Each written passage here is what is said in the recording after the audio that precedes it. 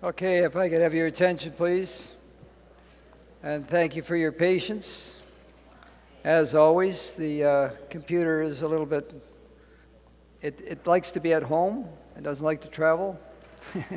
So trying to connect it up to another network, it's always a little more difficult. So this morning, what we want to do is, I guess it might be afternoon already, but anyway, when you have breakfast at 11, it's hard to keep it focused on where you're at in the daytime. But anyway,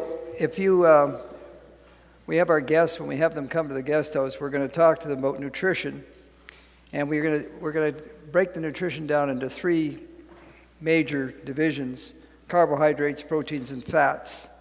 And the reason for that is because you have two kinds of nutrients or a number of kinds of nutrients, but you have the major nutrients and then you have the minor nutrients. You have three macronutrients: carbohydrates, proteins, and fats.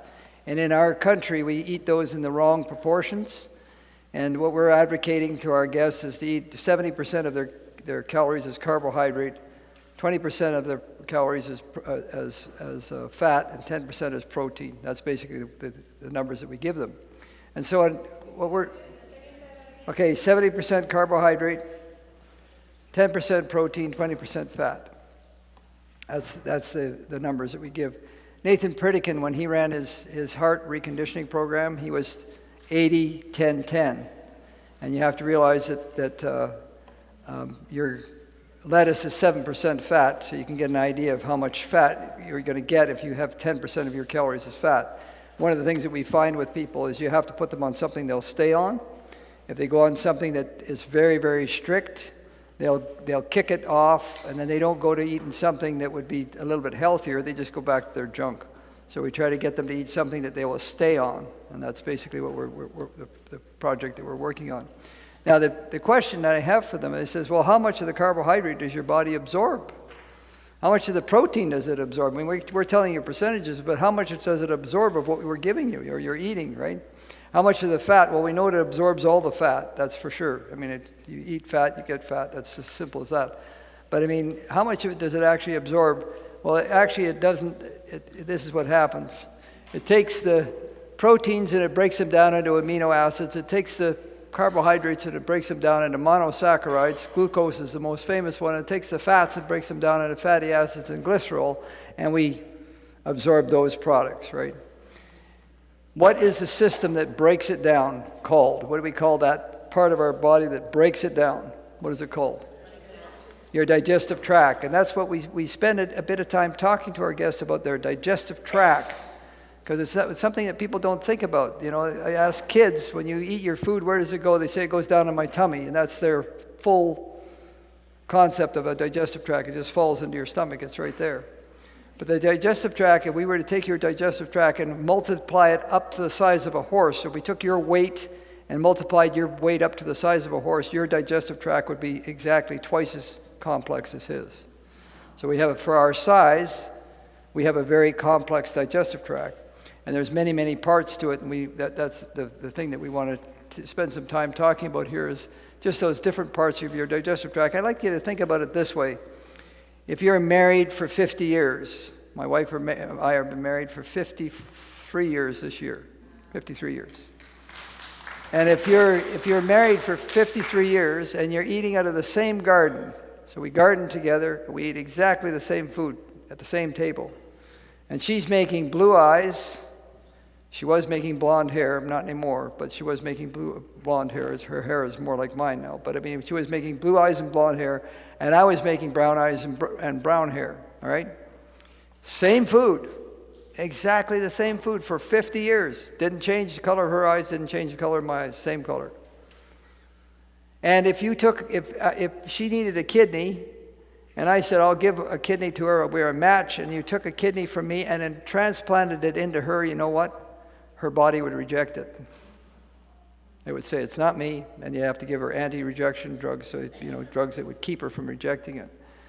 Even though we're eating exactly the same food, this digestive tract takes it apart, and it takes it down to the amino acids, and then it takes those amino acids, and when you absorb them into your bloodstream, and your body builds your tissue according to its own genetic code. Fantastic. It builds you out of that food, and it's you, and not the other person. It's exactly that. But it has to be taken apart. And we don't talk about that taking apart very often. We don't talk about it that much. We don't, what is it? What's that all about? Where does digestion begin? Where does it all start? In your mouth, right? Okay, I'm going to see if I can draw a picture on here. Here we go. I'll draw you a picture. Hopefully you can see it from wherever you are anyway. Now this is not meant to look like anybody in the room, so you can relax. It's probably not you anyway, that's for sure. Okay, here we go. So here we go, like this.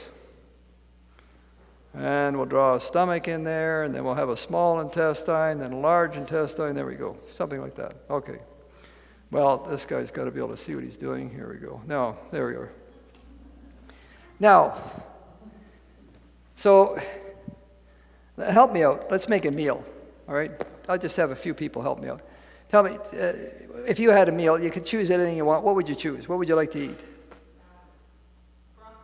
Broccoli. Okay, we got a broccoli. Yams. Okay. Veggies. You guys are so uninteresting. Help me out. So, beans. Okay. Anybody want something? How about something that you would have that's cooked that you'd like to have cooked? Potatoes. Somebody wants a burger. Okay, we got a burger. We got potatoes. Anything else? What do we got? Pasta. Okay, pasta. We got pasta. What kind? What do you want? Rice pasta. No? You do a pasta. What do you want? Tomato sauce. Tomato sauce and pasta. Okay, tomato sauce and pasta. Right. French fry. We got a French fry over here. French fry. What do you want on top of it?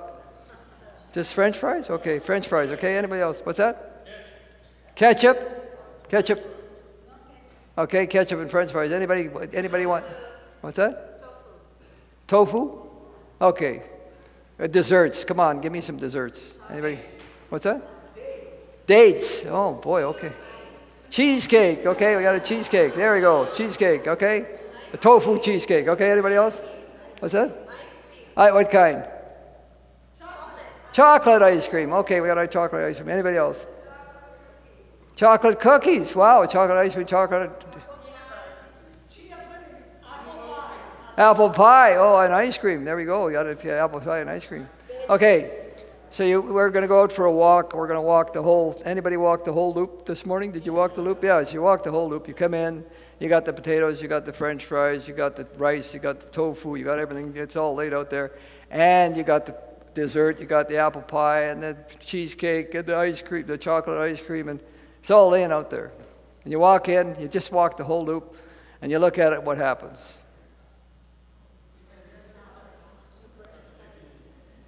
You look at it, and your saliva starts to run, right? Where does digestion begin? I want to ask you again. Now, where does it start? Right here. This is very, very, very important. 80% of your cortex has to do with your sight, with what you look at. Be very careful what you look at, because you're affecting 80% of your cortex right there. That's the thing. See, we are our number one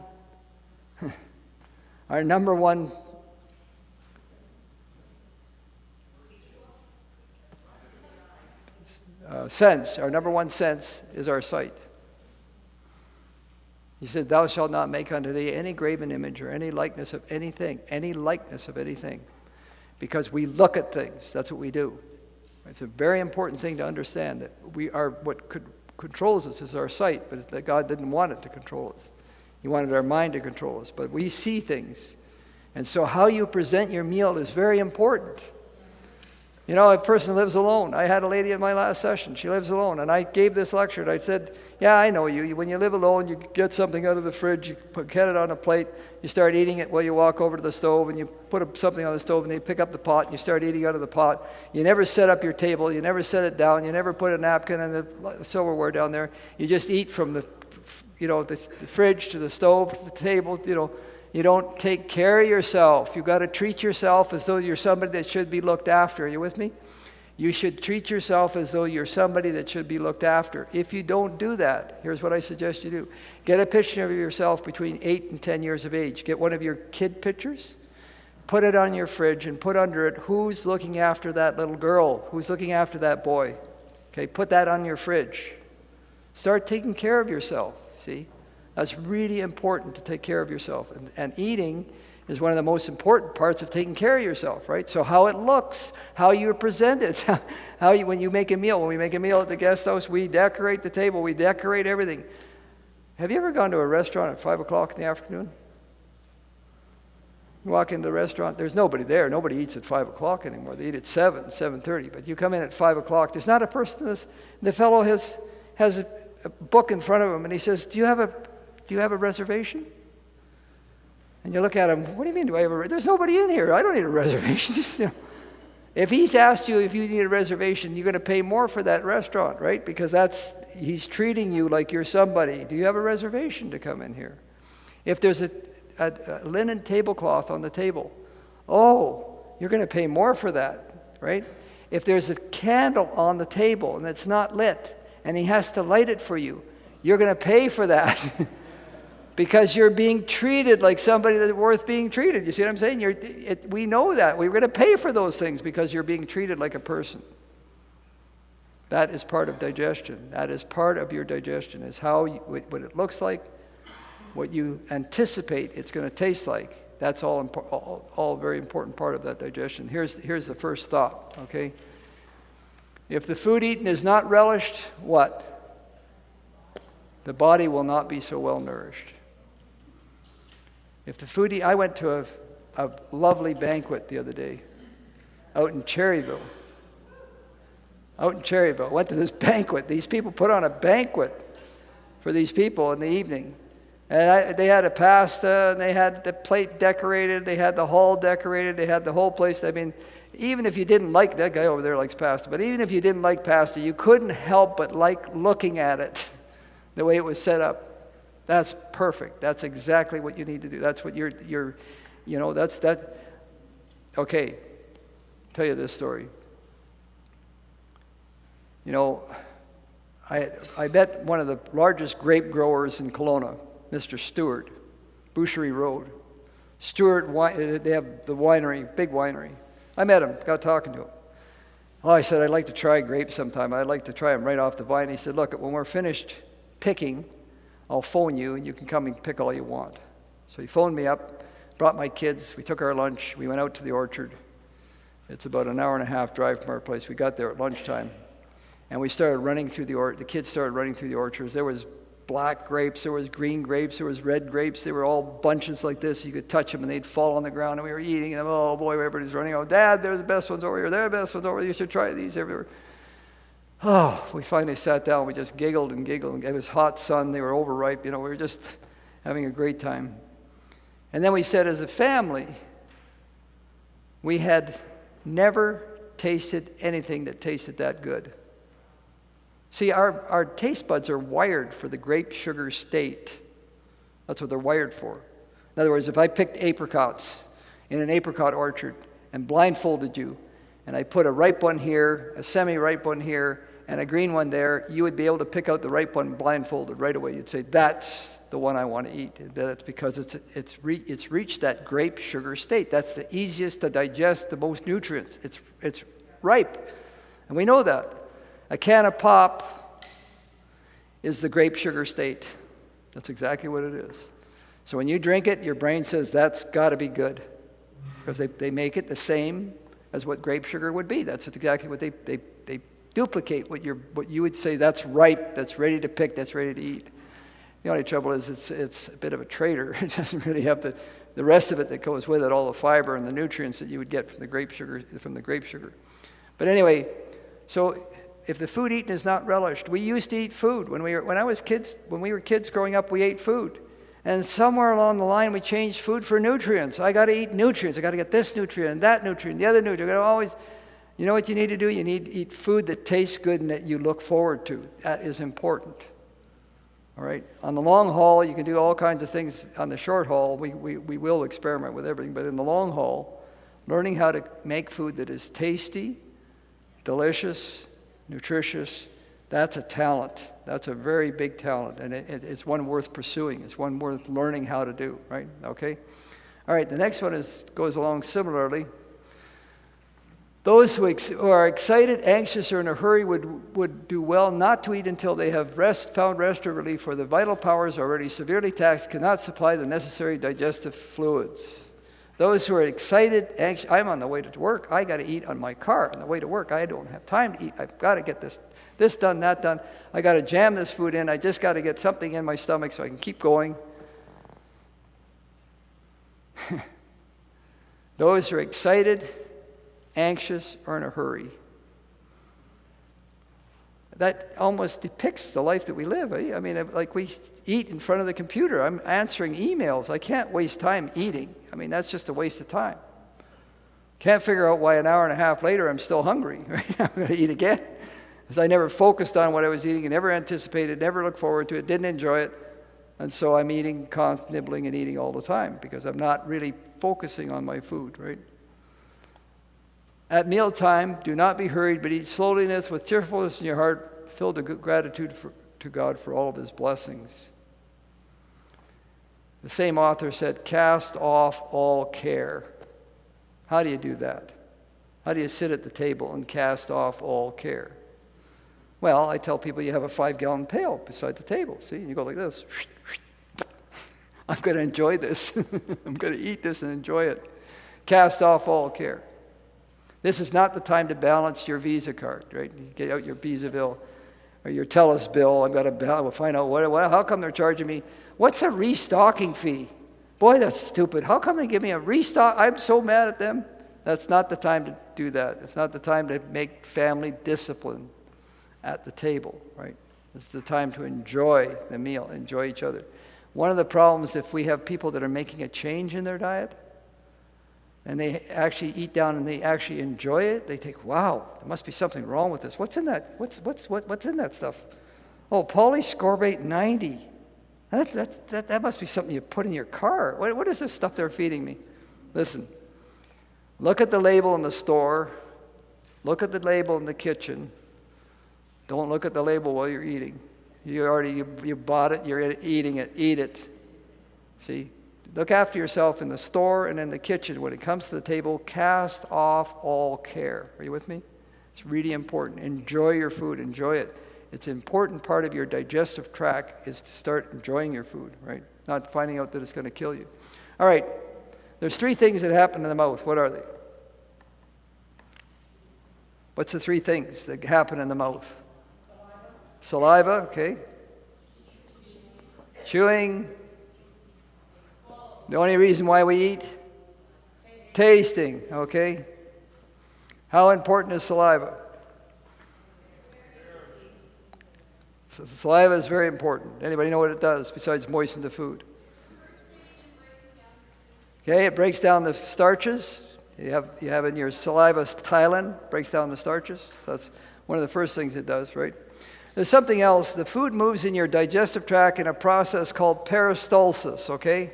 So you have to look at your intestine and think about it for a minute, because the way it's designed is kind of weird. The food it doesn't go like straight down, right? It's going back and forth, sometimes going up and around and all over the place. How does it move along in something where it's going up?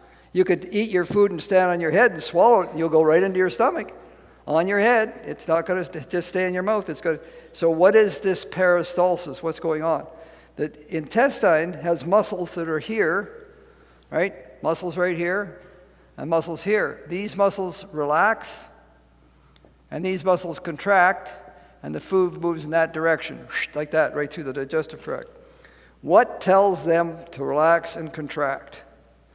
Well, let me tell you. They took guinea pigs. I hate to tell people these experiments because I feel sorry for the guinea pig. But they cut the nerve that went from the brain to the intestine. And they put a bean in its mouth, and it went right through the intestine.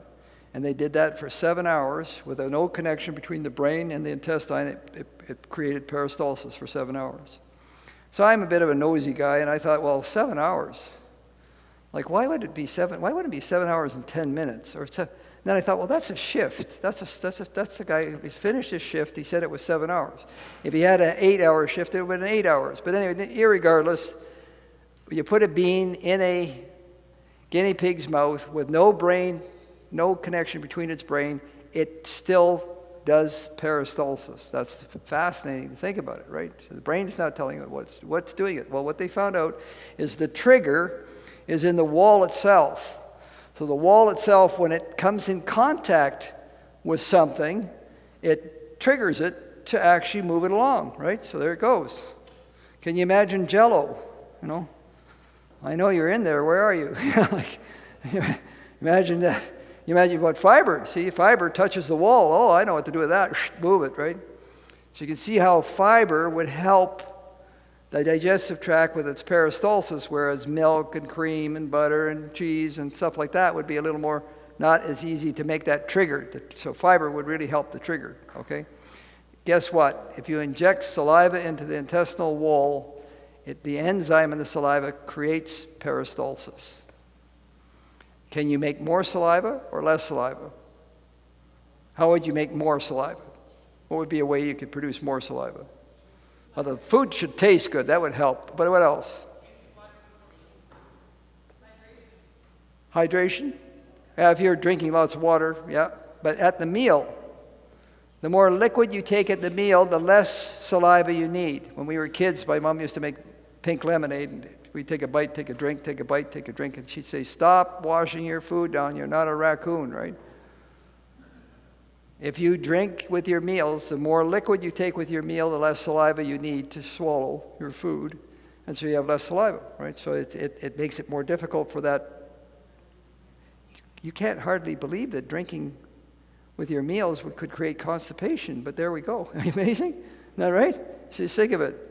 Because you're actually affecting the peristalsis by drinking with the meal. So you don't need, now if you got peanut butter stuck on the top of your mouth, you might need to take a drink. You know, you have to have a little bit to get it to go. It's just a habit, that long habit of just drinking copious amounts of fluid, teas, coffees with your meal.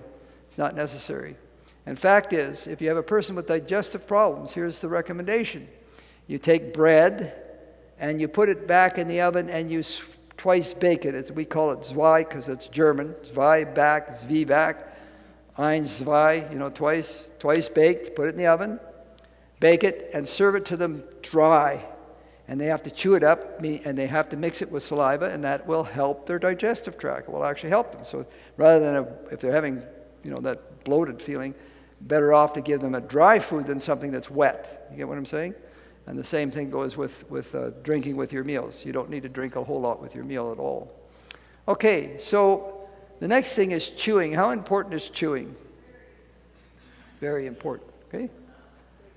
How many grow garden peas here? Any pea growers here? Hands up high. Grow garden peas. You grow them in your garden. You grow peas. Okay, so the problem with peas is that they like to be in the first part of the season, right? They like to come up when it's still cold outside. That's when they like to come up. Well, with our garden, I like to cultivate the garden and let it sit for a week. The weeds come up again, cultivate it again, let it sit for a week.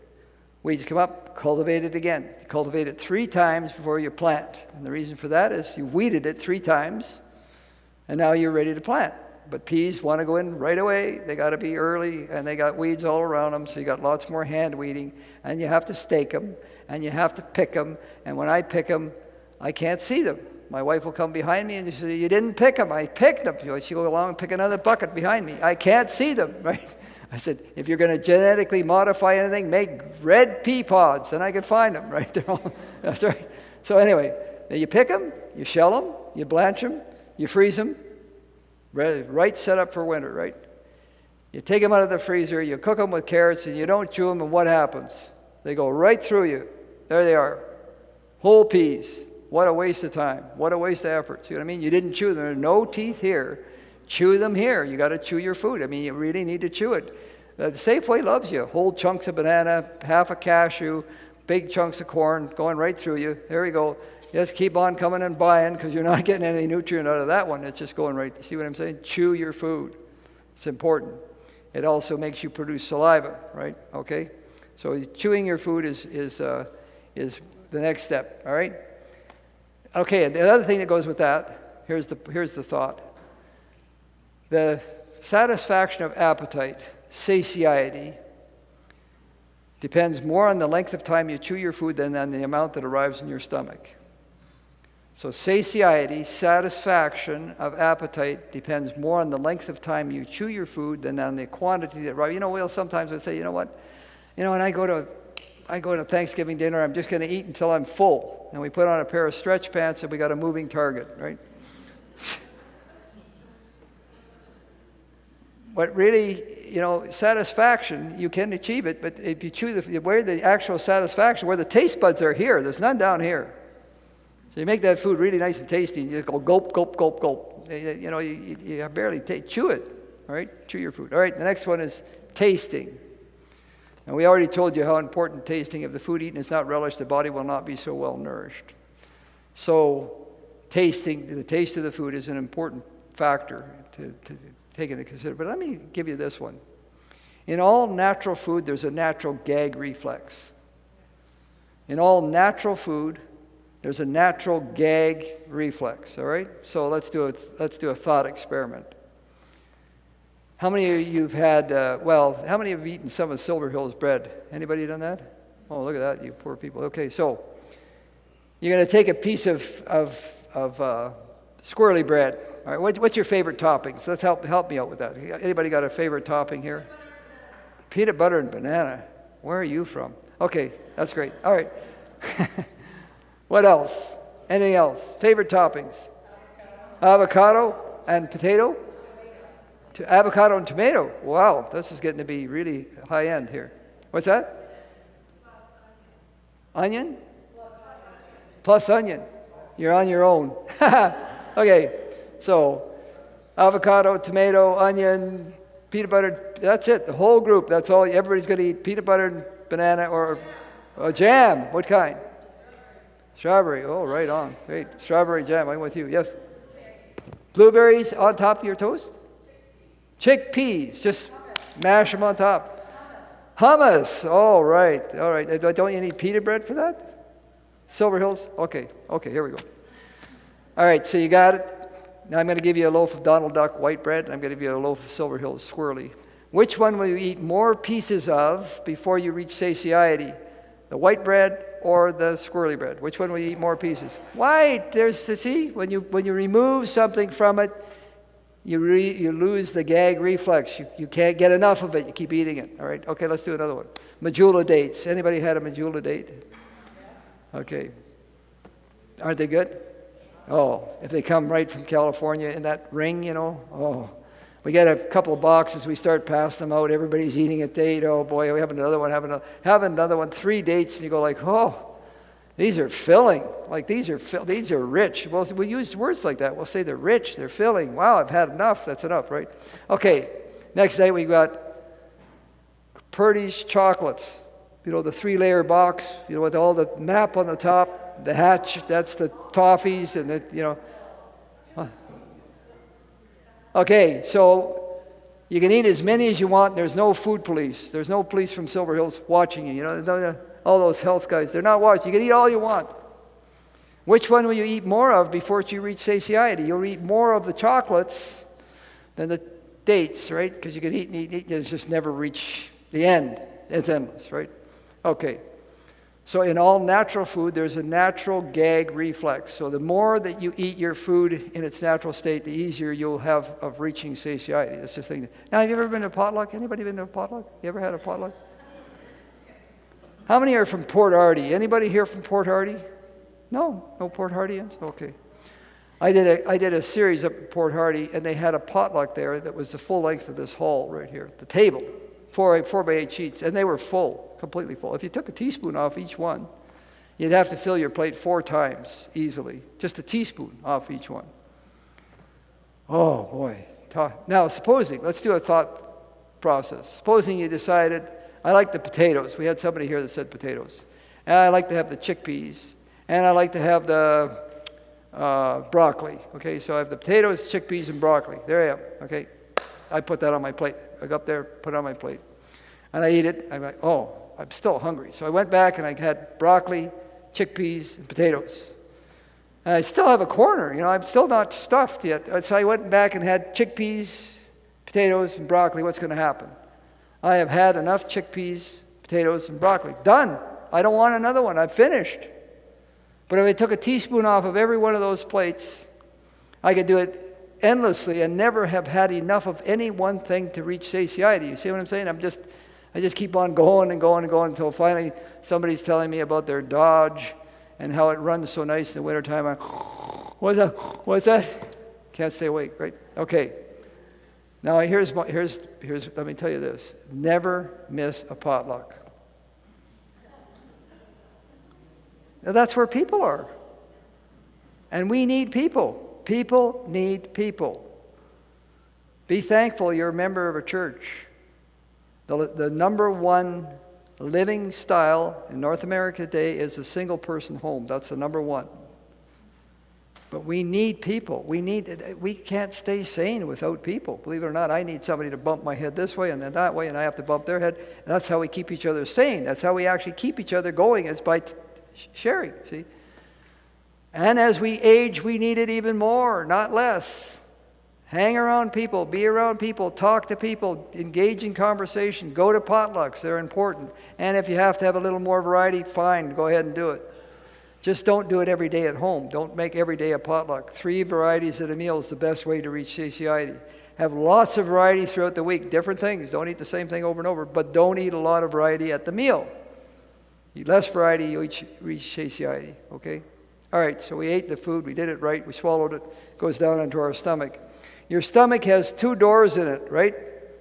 This door, the top of the stomach, and this door, pyloric valve at the bottom. Why does the stomach have 2 doors in it? What's that? One to go in, one to go out. Okay, good. You don't want 3 of them. That's an ulcer. But why does it have doors at all at the top and bottom of your stomach? We really need to understand this. Why does it have a door at the top and a door at the bottom? What's that? Okay, you have in your stomach something called acid. What's it called? What's the other word for it? It's called hydrochloric acid. The alkaline acid scale is 1 to 14. Alkaline being the most alkaline you can get in nature would be 14. The most acid you can get in nature is 1. That's what your battery has in it. Guess what your stomach is? 1. And we all know that. If we have stomach reflux, we can take the wallpaper off the wall. We just go over, phew, there goes the wallpaper, right? I mean, it's hot. Why is it so hot? Well, when you want to take protein apart, see, protein is a group of amino acids all linked together, chains of amino acids. But you can't build your body out of chains of amino acids. You can only build them out of amino acids that have been taken off those chains. And so it's done in an acid environment, so it has to be really acid. And acids, you may want to take them for a very short period of time. You want to figure out what's going on with your digestion so you don't have to keep on taking them, right? Because you really want that acid environment, because that's how you get your amines ripped off of your amines taken off the protein. You take it apart right there in the stomach. And so you want it to be acid, and you want to have pepsin there and the way it goes. Why doesn't the stomach burn right up? I mean, you can actually cut your finger off making the salad and digest it. Did you know that? Don't do it. But you could cut your finger, swallow it, and digest your own finger in your stomach. So why doesn't it digest itself? Got any idea? Because it's lined with mucus. It's got a mucus lining. And if you get under a lot of stress, and that takes the blood away from your stomach because you're stressed out, it doesn't produce that mucus lining as thick as it was, and the acid starts touching that wall, and boy, oh boy, you know it. You got pain, you got burning, you eventually get an ulcer, right, from that, not having that mucus lining. That mucus lining has to be constantly replaced. So you want to take care of your stomach, look after it, okay? So you have a doorway at the top so that when you lay down, the acid doesn't roll up your esophagus and burn the wall of it and cause scarring. Those people that have hiatus hernia, that's what's happening, is it's going up. We elevate the head of their bed so it keeps the stomach acid down in the stomach, right? Okay, you have a stomach. I'm going to tell you a little story. The bottom doorway on the stomach. It's called a pyloric valve. When I was a kid, youngster growing up, people hitchhiked everywhere. There's some people in this room that have the same color hair I do. I don't know how we all got the same color hair, but we did. And if you have the same color hair as I do, hitchhiking was very common. Everybody hitchhiked. People hitchhiked everywhere. You hitchhiked to work, you hitchhiked to buy groceries. If you didn't have a car, you put out your thumb. Never once did you ever think it's unsafe. Not once. My wife hitchhiked. I hitchhiked to work. I'm hitchhiking home from work one day, and this truck pulls over. I jump in, and my wife's in the truck. Well, she'd been hitchhiking, and she saw me hitchhiking home from work, and she told the guy, that's my husband. He pulled over and picked me up. What's even funnier is when we got out of the truck, you know what she said? I'm pregnant. And she was, because she just got back from the doctor. That's why she'd gone to the doctor. The doctor told her she was pregnant. That was exciting. She was so excited to tell me. Anyway, she phoned my dad that night. She was so excited about being pregnant, she phoned my dad. She forgot that there was 3 hours difference between Ottawa and here. And she phoned him, and he was in bed already, sleeping. He woke up. What's wrong? I'm pregnant. Oh, he says, that's easy. He says, it's a lot harder not to get pregnant. Well, that kind of deflated her. And then he says, you know what? I went to bed a young man and woke up a grandpa. Am I supposed to be excited? Okay. When she told me she was pregnant, something happened to me. I started thinking, I've never held a baby in my life. Not once. Never held a baby. Never changed a diaper. Never heated a bottle. None of that. Didn't do any of that. I felt totally unprepared for that. My wife saying, I'm pregnant. I had no idea what that meant. I got to school, got good grades, graduated, never held a baby.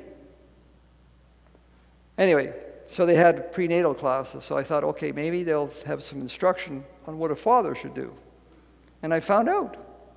You stand up here and make sure your wife's breathing properly, so you stay out of our way because we're delivering the baby.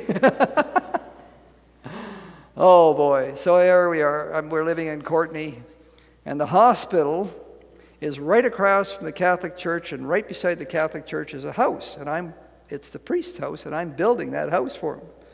So I took my wife in to deliver, but it's a bit of a process, so I told the nurse, I said, I'm over here working on the soffits, and if things get exciting, wave something out the window and I'll come running over. And sure enough, there she is waving this thing out the window. And I off my nail bag and I ran across and into the hospital, and I was there. Baby's born. A boy. Wow. A boy. I was so excited. I have a son.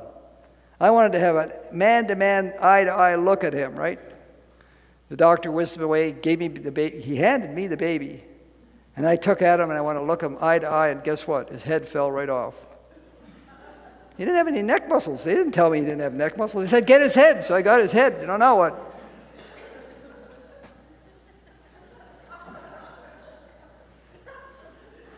Help, right? There was absolutely no incentive, none, to teach a woman to breastfeed in 1973. None. We went home with a baby bottle to feed the baby. That's exactly what happened.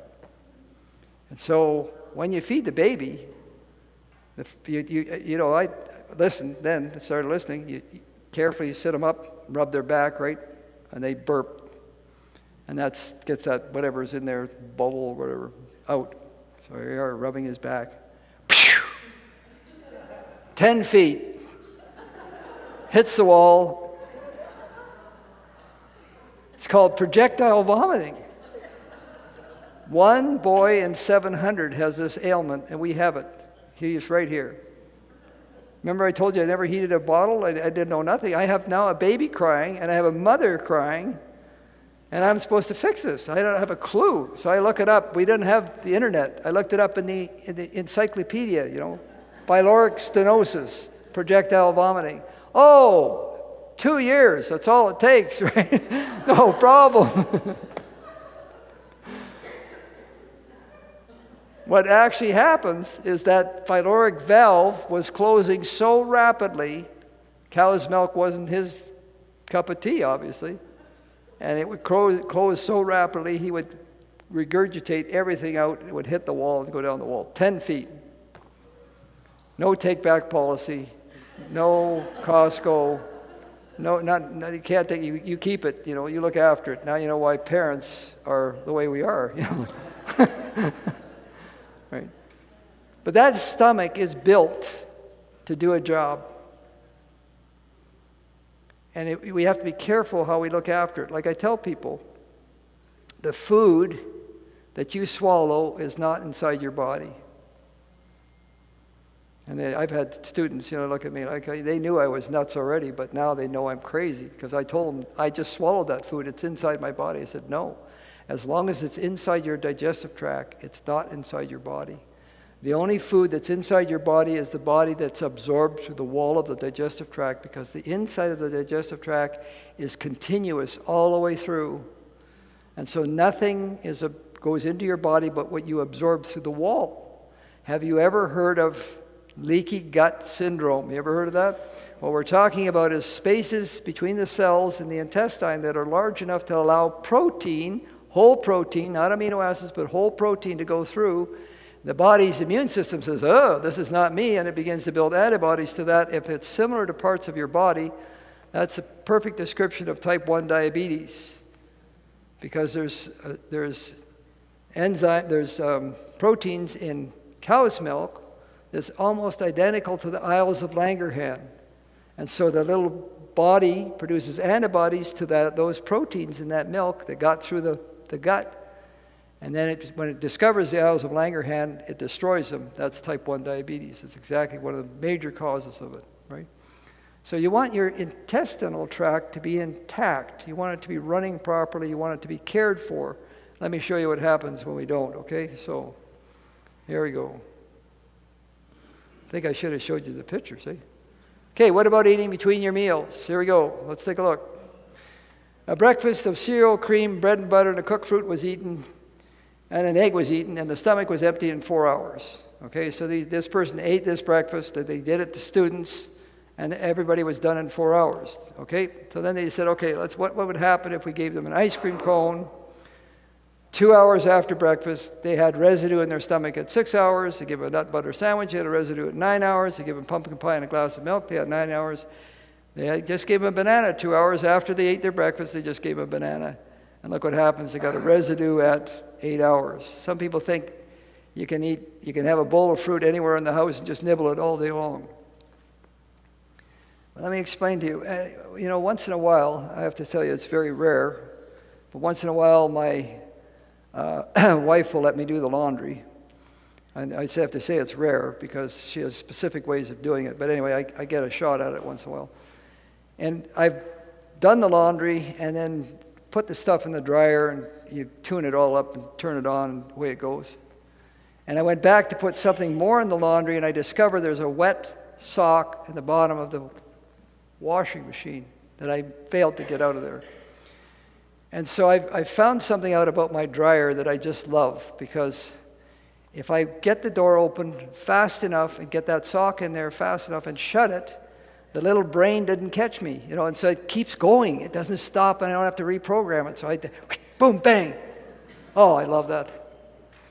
I also like to get in my car on our property. I always wear my seatbelt on the highway, but I like to drive down to the guest house. Sometimes it doesn't know I'm there. It doesn't ding. I get all the way to the guest house. It didn't ding at all. I'm like, wow. I don't know. Did I lose weight or what happened? It doesn't know I'm here. Anyway, if you throw a wet sock into a dryer half full of dry clothes, what happens? It's got to start over again. It can't stop, or you got to keep it drying till that wet sock is dried. It's exactly what's happening to the proteins that you're eating. If you keep throwing food into your stomach, it's got to start over again. You've got to get those proteins torn apart. That's what your stomach's doing. That's why it's got a top and a bottom to it. It's doing a job. And if you keep on throwing food into it, it keeps on doing that job all day long. And here's what happens. Let's show you this one. This one here will Okay, breakfast was eaten at 8 a.m., dinner at noon, supper at 5:30, twice in the forenoon, twice in the afternoon. A chocolate candy was eaten at 9:30, more than half the breakfast was still in the stomach 13 and a half hours after that breakfast was eaten. And I tell people, how would you like to live with that person? How would you like to work with that person? How would you like to have that person as your boss? All kinds of fermentations, all kinds of putrefactions, all kinds of indigestion, a mass that's going on here constantly. They're not getting good sleep. They're not getting good rest. Their digestive tract is constantly working. You know, there's a man in Canada that's a psychologist that has university students that visits him. And he says, they come to him and they say, I'm depressed. I'm having a terrible time with my mind. I'm feeling just half suicidal. You know what his first question is? What did you have for breakfast? I don't eat breakfast. What did you have for lunch? Oh, I had some ramen noodles. What did you have for supper? Well, I was nibbling on some crackers and some cheese or something. And he'll tell them this plain fact. I will not be able to tell you whether it's psychology, your brain, or just your body is not getting the right nutrition and not on time. Our body works on what's called a circadian rhythm. And even though we have all-night lights, and even though we can watch Netflix until midnight and all this kind of stuff that we want to do, our body runs on a rhythm, and our digestion works on a rhythm. If I have a person with insomnia, the first thing I do is I make sure that they eat on a special schedule, on the same schedule every day. I can't get the insomnia fixed if they're going to eat anywhere they want. See, because that's the problem. The problem is that just look at this. 13 and a half hours later, what? Half the breakfast is still in their stomach. So how are they going to sleep properly? See, so we, as a people in this room, we have a day that we call sacred, which is really important, believe it or not. It's really important to have schedules. That's really important. And we cannot just toss schedules out and be healthy. It's not going to work. That's not the way the body was designed. The sun comes up, the sun goes down, we have schedules. Take care of yourself. Take care of your digestive tract. Look after it. You need the food that you're eating to be absorbed. Okay, last thought. Are we getting close to the end of this? Maybe. I don't know. I got a couple more. Let's see. Where's my... Oh. All right. I think I had a cloth. Anyway, I'll try and rub it off. There we go. Just don't shake my hand. Okay? There we go. All right, we got two boys, Jimmy and Johnny. There's parents in this room, and you know that none of your kids are the same, right? They're all different. So we got Jimmy and Johnny. Jimmy's the kind of guy that likes breakfast. He's out of bed, bang, I gotta have breakfast. So he has his Pop-Tarts and syrup. Johnny, he's the guy that hates to get out of bed. He's clinging to his pillow until the bus is coming around the corner. He's running out of the house with one shoe under his arm, galloping away to get on the bus before he misses it. No breakfast, all right? So Johnny's blood sugar is doing this, right? It's just going down. He hadn't eaten any breakfast. Jimmy, on the other hand, he had Pop-Tarts and syrup. Wow, he had his breakfast. Here goes his blood sugar. Takes right off for the sky, right? If it keeps on going up, he's going to knock him right out. He's finished. So his insulin kicks in, and there goes his blood sugar, bang, like that. At 10 o'clock, Jimmy, who had Pop-Tarts and syrup's blood sugar will be lower than Johnny's because of his insulin kicking in, right? So his is actually lower. I've taught school, and if you have either one of these boys in your class, you got a problem. But especially Jimmy. Well, what happened? Well, what we did is we took the carbohydrates and we refined them, and we made short-chain carbon molecules of them, see? So they were just short-chain. All his body has to do is release that one bond, and he's got a huge amount of sugar going into his bloodstream, which means that he's right off the end of the map. He's needing insulin right away. It drops it down. If I have guests that come, common breakfast, you know what a common breakfast in North America is now? A muffin and a coffee. And I tell them, well, you better eat something at 10 o'clock then if you're eating a muffin and coffee, because your blood sugar is going to be wiped out. If you have it wiped out, you're either going to fall asleep, or if you're a student, you're going to be running around the classroom like a clown, keeping everybody out because the person just becomes hyperactive. because they're out of sugar completely, right? If you give, now we have guests that come to the guest house, and after I give this lecture, the second week they're there, and I say, now you haven't had any snacks here. Have any of you missed it? They said, no, not at all. I said, well, why do you have to have a snack at home then? Well, you see, if you're eating a high sugar breakfast, muffin and coffee, something like that, you need a snack. But if you are eating a good, wholesome breakfast, your blood sugar goes up, but it doesn't go peaking. It just goes up and goes back down 4 hours later, back up again when you eat again. That's the curve you want, that lower curve. And you don't have any need for snacks at all. The best way to take care of snacks, you know what it is? Feed the person. Don't put a chain around the fridge. Don't put a gun to their head. Just feed them. Feed them on a regular schedule. Feed them regular food. Okay? All right. Couple of thoughts before we quit. Here we go. You remember I told you about the heating compress? You got a person that's got constipation. You got a person that's having trouble with digestion, bloating, all that kind of stuff. Here we go. Easiest thing in the world. Piece of cotton cloth. There we go. Dip it in cold water. They're gonna go to bed. They got this all set up. It's on their bed. They've already had everything ready except for going into the bed itself. And so they have this piece of wool. See, I cut out a piece of wool like that. Perfect. And then I have a piece of cotton cloth that's the size of their abdomen. Dip it in cold water. Wring it out so it doesn't drip. Put it on their abdomen. Have them lay on their back. They could do it for themselves. You could do it for yourself. Lay on their back. Wrap this. Now I'm laying down. You got to take that, right? And you wrap this around the cotton cloth and pin it in place. There you go. Go to sleep. Great for people with constipation, great for people with bloating, that kind of thing, okay? So that works really well. And it's gentle, and it works. And you can put it on every night. And a lot of people that they'll say, I've got insomnia. When you really drill down on it, what they have is constipation. And their bowels are not moving regularly. And so of course, they've got insomnia. Their body's waking them up, and they're having discontent in their abdomen. Another thing that you can do is charcoal poultice. How many of you have heard of charcoal poultice? Anybody? Okay, you know how to make it? What we do is we take flaxseed, blend it up till it's a powder, 50-50, 50% flaxseed, 50% charcoal. Never do this with charcoal, okay? Your wife will leave you. I used to make charcoal at home. I made it. I used to take birch, chop it up fine, put it under I cut off a 5-gallon can, a metal one, build a fire over top it and burn it without any oxygen, and that makes charcoal. The only thing is it sticks. So I'd put them in the blender and blend them up. That's where the divorce started, right there. There was a cloud of charcoal dust in the kitchen. So I learned to buy the stuff and don't pour it. Don't pour it. Use a spoon very carefully. Put it from there to there because it goes everywhere. It's quite volatile. Anyway, mix it with the flaxseed, then put it on a piece of paper towel. This really works well. Put it on a piece of paper towel, all right? And fold it over and put it on the person's abdomen, okay? And then put a piece of plastic over top of it. And then I have a special kind of tape here. It's called paper tape. Here, I think this is it here. Way better than adhesive tape. Paper tape, okay? Put that on there. It's more gentle taking it off. Paper tape, the adhesive tape, you're pulling the hair, everything off the stomach. You just want to be able to have it held in place. After you do that, I like to put a towel around them.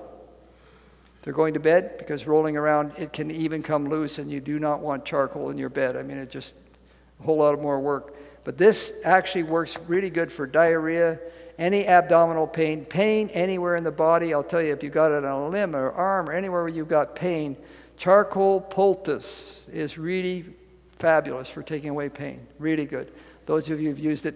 If you have a bee sting, one year we decided we were going to be, what do they call that? Off-grid or whatever, We grew sunflowers. We're going to make our own sunflower oil, see? So I grew a whole chunk of sunflower plants, big heads like this, and we went out there to cut them. And guess what? As soon as you start cutting them, that sap that comes out of the top of the sunflower, it attracts every hornet and bee in the entire country. Yellow jackets, hornets, they all come. And you couldn't pick up the heads without getting bit. Every time you pick up a head, there would be one underneath there. You couldn't see it. We just had this in there, and as soon as you got bit, you just stuck your hand in the charcoal powder, and it was gone that fast, just like that. Get bit by a bee or or something like that, this will take it away almost instantly, right there. Okay, the other thing you can do, and this will be the last one for this set of lectures. Oh yeah, 2 more. You can also, if you've got a person with having gas problems, this works really well. Charcoal tablets, capsules, whatever you want to call it, we use that as well. If you've got a younger child, we use charcoal powder and mix it in water and let it settle and give them the slurry water. So they don't have to have it quite as concentrated. If you use much of this internally, it's also constipating, okay? Works really good for a person that's got ongoing issues with diarrhea, because this will actually firm it up a lot better. So you can use charcoal, but be careful with another person. Don't take it too regularly unless you need it. I had a lady that came to our place that had a colostomy, a bag on her side, and because of the handling of that, there's always a bad odor involved. She took 10 of these a day, and she'd done it for years and years and years, no side effect at all, no loss of vitamins and minerals, took care of the smell, and actually worked really well for her, okay? The other thing you can do is what's called a, here it is, castor oil poultice. Anyone use a castor oil poultice? There you go, a few of you have done it. Excellent, excellent for abdominal pain, colitis, diverticulitis. Anytime you got pain, you get this, what you do is you take this, and, oh, do I have the material? I think. Don't tell me. Okay, well, I'll explain it to you. You want to have something that's flannel, and you want to have 5 layers of it. So this I could fold into 5 layers. So you could do one, this is a bit small, but I'll say this is 5 layers like that, and you soak it till it's wet. It's wet with castor oil. Doesn't have to be dripping wet, but wet, okay? You put it on the abdomen, and you put a plastic bag over it, and you use a heating pad. Put the heating pad on it for 45 minutes to an hour, and it will relieve pain, especially that extreme colitis, diverticulitis, those sharp pain, take it away. You can use it for bursitis. Anywhere where you've got an inflammation, castor oil works wonders if you put it on with the heating pad over top of it, okay? So I think that's it. Okay, is there any questions at all before we, yes, sir? When you're making the charcoal poultice, do you put any liquid with it? Yes, thank you for asking that. We put charcoal, oh, I got one more to show you. Thank you for bringing that. Okay, we put the charcoal powder and the flaxseed, and we mix it with water to make it like we'd say, like oatmeal for breakfast cereal, right? Like that, about that consistency. And then you can put it on a piece of paper towel. It's the best way because it holds it in, and then plastic over it. Okay. Okay. Any other questions at all? Yes, sir. Thank you. That was the one I didn't tell you about. Cayenne pepper. Thank you very much. I'll give you a personal story with that one. When we were at Silver Hills, I don't know how many of you knew Bob Tates. Anybody here know Bob Tates? Okay. So Bob Tates and I decided to do cooking school. 5-day stop smoking plans all over BC. We were living in a log house, very poor heating in it, and cold feet all the time. But anyway, I was traveling all over the province doing stop smoking plans with Pastor Bob. And my stomach just quit working. I could only eat 2 foods, millet and brown rice. Other than that, I couldn't eat anything else. Anything else, my stomach was just in knots, pain, suffering. Anyway, I tried green grains, I tried heating pads, I tried everything you could think of. And they all give you some, but nothing. Then one day I tried cayenne pepper, and it was instant relief. And so since then, I have guests that come with a similar problem, indigestion, bloating, a lump in their stomach after they eat, those type of things. And I will take other capsules, dump out what's in them, and I will put a small amount of cayenne pepper in the first time. Some people have a reaction to it. I don't want a reaction, so I give them a little bit to start with. And if it works, then I start filling them up and giving to them. And it works. Works fabulous. Dr. Thrash would not recommend that you do it on a regular, long-term basis. She says that cayenne pepper will actually change some of the intestinal cells and precancerous type thing. So she would recommend not using it on a continuous basis. So you could use it. We had a doctor that worked with us. He was over in Calgary, and many of his clients were from India. And he said a lot more bowel cancer from that real high heat food. They have a lot more bowel problems and bowel cancer, so don't use it on a regular, but for getting it going and making it work, cayenne pepper has absolutely worked well for me anyway. Okay, any other questions at all? It works great for stopping bleeding. Yes. Yes, right. You're dead right, exactly. Ulcers, works great for ulcers. Okay, anyone else? Yeah, on a wound, that's right, cauterizes, yes. When my children were in school, they had head lice, break out of head lice, and I was told, and it worked beautifully, and that is to take your charcoal or your sticks out of your fireplace, put it in a bucket of water, let it sit there for maybe 10 hours or something, drain that water off, and wash the hair with it, and it kills the lice. Oh, head lice. Okay. Because it's heavy alkaline, and they just... Oh, okay. It was beautiful because they wanted me to treat her over and over again with the stuff from the, chemicals. Very harsh chemical. Yeah, Right. so it worked beautifully. Good, okay. Any other questions? So to reiterate, those of you who didn't hear what Marlene was saying, for next time you get head lice, what you do is you take charcoal, put it in a pail of water, and then take the water and mix it up and take the water off and rinse your hair with it, and it gets rid of the lice. That's right? Yeah, okay. Anyone else? Well, good for you. You want to take a break? Let's take a break. Good. Thank you very much.